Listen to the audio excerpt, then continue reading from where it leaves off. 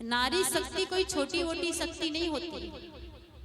अगर नारी चाहे तो इतिहास को बदल के रख दे, पर अगर नारी एक चीज को छोड़ दे तो, नारी अगर फैशन को छोड़ दे, बेटियां अगर फैशन को छोड़ दे और बेटा दुर्व्यसन को छोड़ दे तो माँ बाप की टेंशन खत्म हो जाए। आज हमारे भारत की समस्या, देश की समस्या बढ़ते जा रही है। उसका कारण बेटियां हैं फैशन में और बेटा है दुर्व्यसन में। माँ बाप टेंशन में जी रहे हैं कि हमारे बच्चे क्या करेंगे, कैसे निकलेंगे, आगे चलकर कैसे बनेंगे। बेटियां फैशन त्याग दे, सादा जीवन उच्च विचार।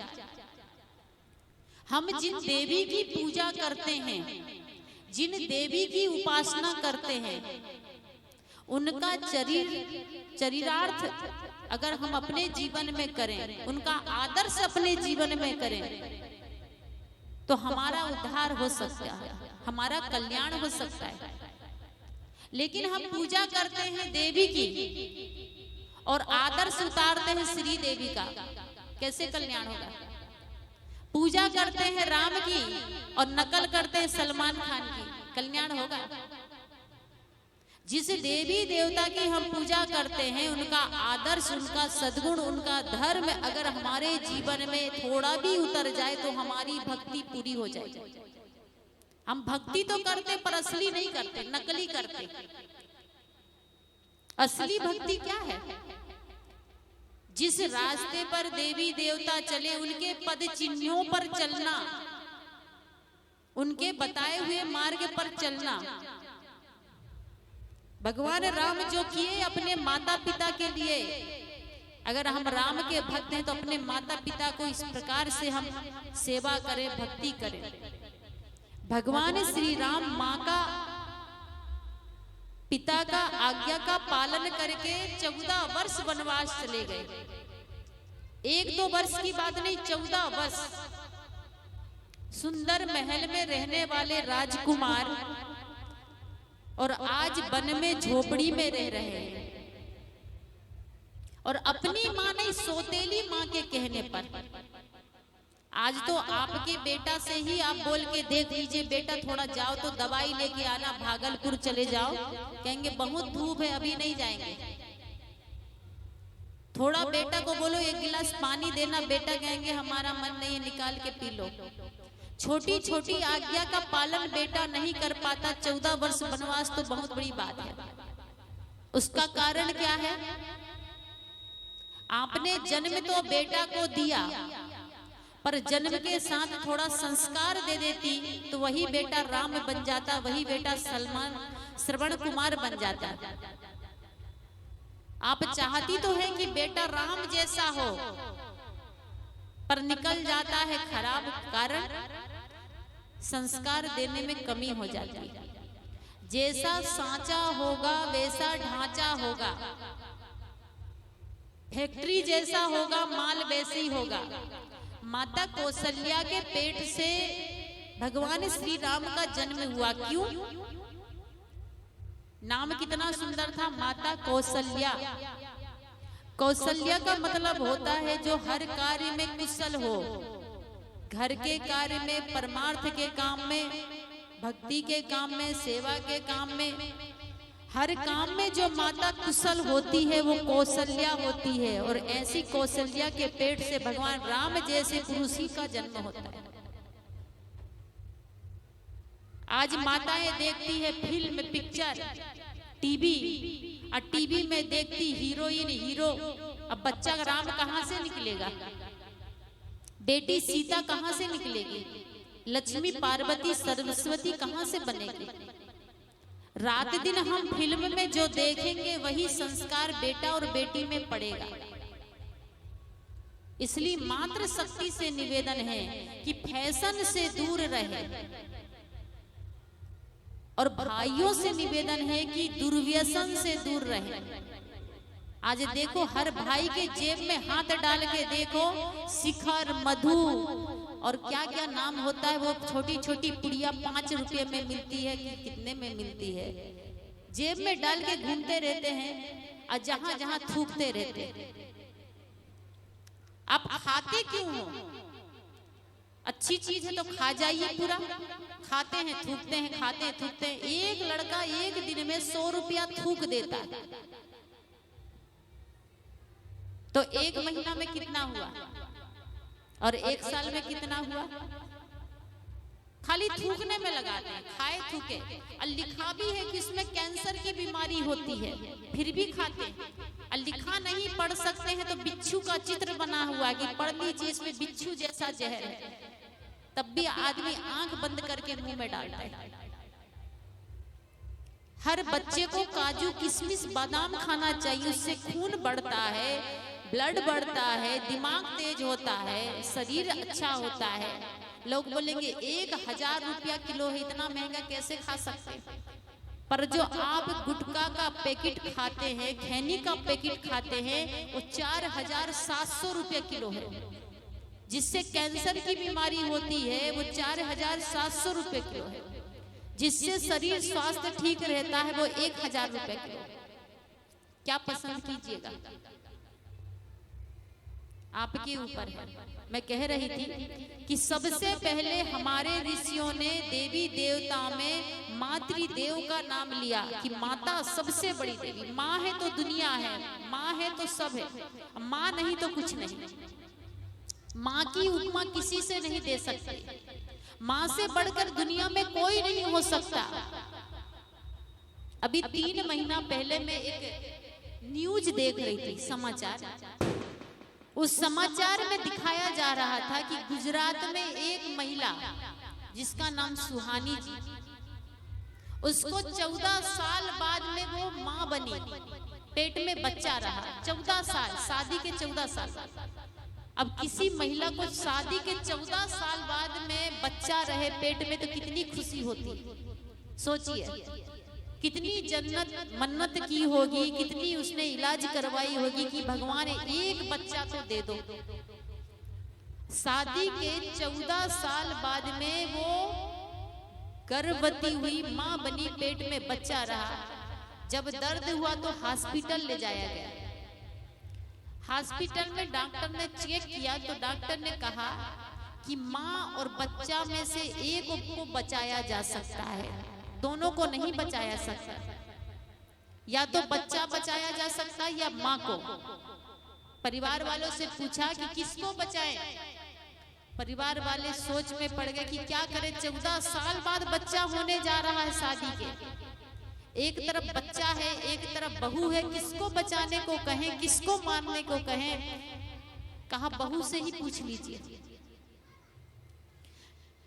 उस महिला से पूछा गया कि आपकी स्थिति बहुत कमजोर है, बहुत खराब स्थिति चल रही है, 5 मिनट मात्र समय बचा, ये फैसला करके बताइए कि बच्चा को बचाएं या आपको बचाएं। दोनों को नहीं बचा सकते। घर वालों ने कहा जितना पैसा लेना ले लीजिए, जितना धन लगे, दौलत लगे। कहा ऐसा होता तो हम बचा लेते, लेकिन स्थिति खराब है, या तो माँ को बचा सकते हैं या बच्चा को। उस माँ ने क्या उत्तर दिया कि डॉक्टर साहब मेरे बच्चे को बचा लीजिए। ये होती है माँ, दूसरा कोई नहीं बोल सकता। अगर ये बच्चा पुरुष के पेट में होता और कहा जाता कि 2 में से किसको बचाए, तो पुरुष बोलता कि मैं दूसरा बच्चा फिर पैदा कर सकता हूँ, फिर मैं बाप बन सकता हूँ। लेकिन माँ का दिल दिल होता है, माँ का दिल के बराबर किसी का दिल नहीं होता। माँ ने कहा डॉक्टर साहब मेरे बच्चा को बचाइए, मुझे नहीं। डॉक्टर ने ऑपरेशन किया, प्यारी सी बेटी निकली। अब बेटी को गले लगाया और माँ सदा के लिए सो गई। डायरेक्ट में मोबाइल में देखी समाचार, उस दिन 3 महीना की पहले की बात है। बहुत दर्द हुआ कि इतनी बड़ी कुर्बानी अगर दुनिया में कोई दे सकती है, इतनी बड़ी बलिदान अगर दुनिया में कोई दे सकती तो वो है माँ। माँ के अलावा ये बलिदान कोई नहीं दे सकता, ये त्याग कोई नहीं कर सकता। इसलिए माँ का स्थान बहुत बड़ा होता है। माँ से बढ़कर कोई देवी नहीं। आज यहाँ पर कोई आदमी बीमार हो जाए, कोई बच्चा अगर गिर जाए, चोट लग जाए, तो कौन देवी दौड़ेगी? किस देवी को दर्द होगा? ये 2 हाथ वाली जो देवी बैठी है ना, इसके दिल में दर्द होगा, ये दौड़ के उठाएगी कि बच्चा गिर गया। इस देवी से बढ़कर कोई देवी नहीं। लेकिन हमारा भारत देश वो देश है जहां पर इस देवी की पूजा नहीं होती। कभी सुना कि किसी माता की पूजा हो रही घर में? हम लोग बहुत पढ़े लिखे हैं, समझदार हैं, पर कभी माँ की पूजा नहीं करते, कभी पिता की पूजा नहीं करते। और जो माँ बाप की पूजा करे उसको मूर्ख समझते हैं, पागल समझते हैं कि देखिए कैसे पागल आदमी माँ बाप की पूजा कर रहा है। माँ बाप की पूजा भारत देश में होती ही नहीं। सबकी पूजा होती है, पर किसी घर में है कोई बेटा जो सुबह उठकर माँ बाप को प्रणाम करता हो? है कोई जो बेटा जो सुबह उठकर माँ बाप को प्रणाम करता हो? कोई नहीं। एक है, धन्यवाद है, जोरदार ताली। जो माँ बाप को सुबह प्रणाम करता वो असली राम का भक्त है, नकली भक्त नहीं, क्योंकि राम का आदर्श उसके जीवन में है। हम सबकी पूजा करते हैं, सबको प्रणाम करते हैं, पर जो जिंदा है उसकी निंदा करते हैं। और मरने के बाद जब वो फोटो बन के लटक जाएगी घर में ना, स्वर्गीय पिताजी लिखा जाएगा, स्वर्गीय माताजी, तो उसके समय प्रणाम करेंगे। और जब तक सास जिंदा है, कहीं 36 का आंकड़ा, बहू का मुंह इधर तो सास का मुंह इधर। जब मर गई तो उसमें हार चढ़ाएंगे, अगरबत्ती चढ़ाएंगे, प्रणाम करेंगे, उसके नाम से दान करेंगे, श्राद्ध करेंगे, भंडारा करेंगे। जिंदा है माँ बाप तो निंदा करते हैं कि मेरी सास अच्छी नहीं। सास कितनी शक्कर हो, पर कभी कभी बहू से टक्कर हो ही जाती है, क्योंकि सास बहू का चक्कर ही ऐसा होता है। हो जाए कोई बात नहीं, पर सास का सम्मान कीजिए। बहू जब ससुराल आती है तो ससुराल की हर चीज अच्छी लगती है। माल जाल अच्छा लगेगा, दुकान अच्छा लगता है, घर अच्छा लगता है, वर अच्छा लगता है, पर 2 चीज अच्छी नहीं लगती, बूढ़े सास और बूढ़े ससुर। बड़े बोझ लगते हैं। एक महिला हमको चरण पूजा में अपने घर ले गई, कहा साहिब जी चलिए थोड़ा चरण रख दीजिए। देखिए घर में बूढ़ी सास लेटी हुई थी, लकवा की बीमारी हो गई थी, 3 महीना से बिस्तर में ही लेटरिन बाथरूम कर रही थी। उस महिला ने कहा कि साध्वी जी थोड़ा आशीर्वाद दीजिए, भगवान से प्रार्थना कीजिए हमारी सास जल्दी से ऊपर चली जाए। हमने कहा ऐसा क्यों? कहा 3 महीना हो गए बिस्तर में पड़ी हुई है, लेटरिन बाथरूम साफ करना पड़ता है, बहुत टेंशन होती है। हमने कहा जब आप जन्मे थे तो पूरे 5 फीट के थे, आप जन्मे थे तब 1-1.5 फीट के थे, और आप जन्मने से लेटरिन बाथरूम बाहर नहीं जाने लगे थे, माँ की गोद में करते थे। एक माँ 4 साल एक बच्चे का लेटरिन बाथरूम साफ करती है, और 4 बच्चे हो गए तो 16 साल, और कहीं कहीं किसी के 8 भी होंगे, 7 भी होंगे, तो 20-25 साल तो बच्चे की लेटरिन बाथरूम साफ करती रहती माँ, लेकिन कभी नहीं कहती कि भगवान 1-2 को उठा लीजिए, बहुत सारे बच्चे।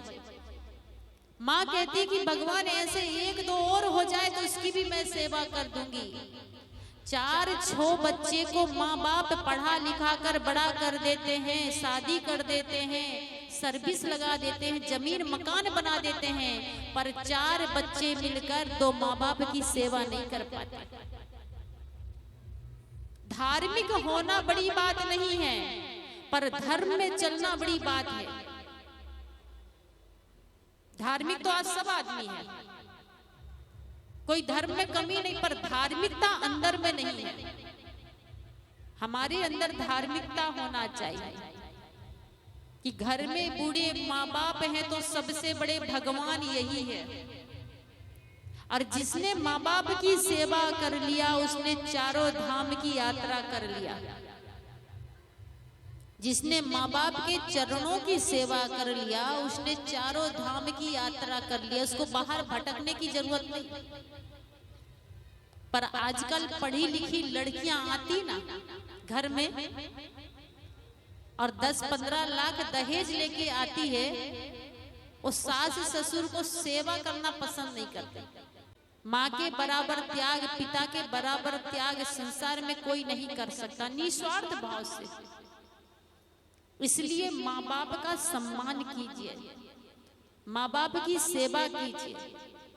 घर में अगर सास ससुर है तो उनको बोझ मत समझिए, घर में अगर सास ससुर है तो सौभाग्य समझिए। धन्य वो घर होता है जिस घर में सास ससुर होते हैं, धन्य होता है वो घर। किस्मत वाले होते हैं जिसके घर में सास ससुर होते हैं। पर आजकल जब बेटी की शादी होती ना, तो बेटी वाले पूछते हैं कि घर में कितने सदस्य हैं लड़का के घर में। बूढ़े माँ बाप लड़का के साथ रहेंगे कि अलग रहेंगे? आजकल लड़की भी बात करने लगी है। लड़कियां क्या कहती हैं, हम माँ बाप से अलग रहेंगे कि साथ में रहेंगे? शादी के पहले कभी मत सोचिए कि हम लड़का के साथ अलग रहेंगे। माँ बाप के साथ जो रहता है उसके जीवन में कभी दुख नहीं आता। माँ बाप की छत्र छाया में जो बेटा बहू रहते हैं उनके जीवन में कभी दुख नहीं आ सकता, आएगा तो भी हल हो जाएगा। इसलिए संत कहते हैं कि मातृदेव भव पितृदेव भव, माँ सबसे बड़ी देवी, पिता सबसे बड़ी। पर ये कलयुग है, कलयुग में हर चीज उल्टा होता है। पहले माँ बाप वनवास देते थे बेटा को, आजकल बेटा बहू ही माँ बाप को वनवास दे देते। ज्यादा कुछ कहे तो डाल दिए वृद्धाश्रम में, जाइए वहीं रहिए। सुन नहीं सकते, सह नहीं सकते। वृद्धाश्रम में नहीं डालेंगे तो अलग कर दिए, बंटवारा कर लिए, माँ बाप अलग रह रहे हैं। बहुत घरों में जाते हैं हम लोग, बूढ़े माँ बाप भोजन बनाते हैं और बेटा बहू बढ़िया से आराम से अलग जिंदगी जीते हैं, कहते पटता नहीं है। माँ बच्चे का कितना सहती है, बच्चे के जन्म देने में, पालन पोषण में माँ अपनी सुंदरता खो देती है। अब बेटा बड़ा होता है तो पत्नी की सुंदरता में माँ बाप को खो देता है। कभी नहीं ऐसा करना चाहिए। तो आज कलयुग है और कलयुग में हर चीज उल्टा होता है। पहले पिता से बच्चा डरता था। जो बूढ़े बुजुर्ग बैठे उन्होंने अपने पिता के सामने कभी भोजन नहीं किया, डर लगता था। एक तरफ जाके कोना में, सामने में खड़े नहीं होते थे, कुर्सी में नहीं बैठ सकते थे। आज उल्टा होता है, बेटा से बाप डरता है। बेटा को ज्यादा बोल नहीं सकते, बहू को ज्यादा बोल नहीं सकते, सोचना पड़ता है। इसीलिए संत ने बड़ा सुंदर कहा है कि नई सदी से मिल रही दर्द भरी सौगात, बेटा कहता बाप से तेरी क्या औकात। नई सदी से मिल रही दर्द भरी सौगात, बेटा कहता बाप से तेरी क्या औकात। पानी आंखों का मरा मरी शर्म और लाज, कहे बहू अब सास से घर में मेरा राज। भाई भी करता नहीं भाई पर विश्वास, भाई भी करता नहीं भाई पर विश्वास। बहन पराई हो गई साली खासम खास। मंदिर में पूजा करे घर में करे कलेश, बापू तो बोझा लगे पत्थर लगे गणेश। मंदिर के भगवान को लगते 56 भोग, मर जाते फुटपाथ में भूखे नंगे लोग। हम लोग धर्म किसे मानते हैं? जो नहीं खाता उसको खिलाना धर्म, और जो खाता है उससे छुपा के रखेंगे। घर में अगर रसगुल्ला आया, 2 रसगुल्ला ज्यादा नहीं, तो किसको मिलेगा? सास को कि ससुर को? 2 में से किसी को नहीं मिलेगा रसगुल्ला। अगर घर में 2 रसगुल्ला बेटा लाया है तो माँ बाप को नहीं देगा, किसको देगा? पत्नी को, कि 2 ही है, पैसा कम था, या समोसा लाए, रसगुल्ला लाए, पेड़ा लाए, तो माँ बाप को नहीं। अब पत्नी सास ससुर से छुपा के अंदर ही अंदर खा के मुंह पोंछ के बाहर, कि पता नहीं चलना चाहिए कि घर में समोसा आया कि रसगुल्ला आया। सास ससुर को पता भी नहीं चलता। अब खा के झिल्ली पॉलीथीन बाहर, और जब पॉलीथीन बाहर फेंकते हैं, अब बूढ़ी सास जब झाड़ते झाड़ते कहीं वो पॉलीथीन हाथ लग गई जिसमें से चाशनी टपक रही है, तो अनुमान तो तुरंत लग जाता है सास को कि हाँ कल भागलपुर गया था बेटा, अब बहू के लिए 2 गो रसगुल्ला तो जरूर लाया होगा। ये चाशनी रसगुल्ला की ही है, पर माँ को नहीं दे सकता। जो नहीं खाता उसको हम खिलाते हैं, और जो खाता है उससे छुपाते हैं। जो नहीं देता उससे हाथ जोड़कर मांगते हैं, और जो देता है उससे सीना तान के कहते हैं मोबाइल दिलाते हो कि नहीं। बेटा मांगता है बाप से तो हाथ जोड़कर नहीं मांगता कि पिताजी हमको मोबाइल होना, हाथ जोड़ते हैं कि माताजी हमको मोबाइल होना। सीना तान के कहते हैं मोबाइल दिलाते हैं कि नहीं, हमको टच स्क्रीन मोबाइल होना, नहीं तो स्कूल नहीं जाएंगे, कॉलेज नहीं जाएंगे। हमको बाइक होना, हमको जींस होना, हमको जूता होना। लड़के झगड़ के सीना तान के बेटा मांगता है, किस माँ बाप से? जो माँ बाप देते हैं। और जब नहीं देता जीवन में उसके आगे हाथ जोड़कर मांगते हैं, सिर पटक के मांगते, नाक रगड़ के मांगते कि दे दीजिए। जो नहीं देता उसके सामने हाथ जोड़ते, और जो देता है उसके सामने सीना तानते, धमकी देते। कितने बेटा धमकी देते हो कि नहीं? देने वाले के सामने हाथ जोड़कर मांगिए, प्यार से मांगिए। संत कहते कि नई सदी से मिल रही दर्द भरी सौगात। आज माँ बाप को सबसे ज्यादा दुख है तो बेटा और बहू से, सबसे ज्यादा दुख। किसी बेटा बहू के पास फुर्सत नहीं कि शाम को सास ससुर के पास बैठ के थोड़ा दुख सुख की बातें कर। किसी पोता के पास आज टाइम नहीं कि वो अपने दादा दादी के पास बैठकर टाइम पास करे, क्योंकि मोबाइल ने सबका समय खींच लिया है। लोग कहते हैं मोबाइल ने दूरियां को नजदीकी में बदल दिया है। ये विज्ञान कहता है कि दूरियां को नजदीक में बदल दिया है मोबाइल ने, लेकिन ज्ञान कहता है कि नजदीकी को दूर में बदल दिया ये मोबाइल ने। आज फेसबुक में 100 फेसबुक में फ्रेंड बनाते हैं, दोस्त बनाते हैं 2500, 3000, 5000, लेकिन बगल वाले फ्रेंड से दोस्ती नहीं, पड़ोस में दोस्ती नहीं। तो मोबाइल के फ्रेंड, व्हाट्सएप, फेसबुक के फ्रेंड काम आने वाले नहीं है। आप बीमार हो जाइए, एक्सीडेंट हो गया, कोई परेशानी हो गई, तो 2500 फेसबुक के फ्रेंड आपके काम नहीं आएंगे, एक भी काम नहीं आने वाले, वो पड़ोसी ही काम आएगा। इसलिए पास के लोगों से मिलजुल कर रहिए।